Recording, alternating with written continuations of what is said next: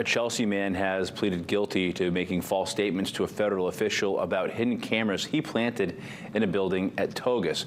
47-year-old Michael Nicholas faces up to 5 years in prison and up to $250,000 in fines when sentenced.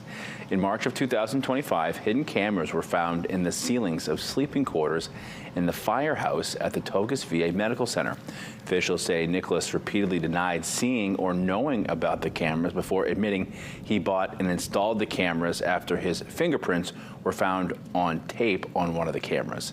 Nicholas will be sentenced at a later date after a pre-sentence investigative report is completed by the U.S. Probation Office.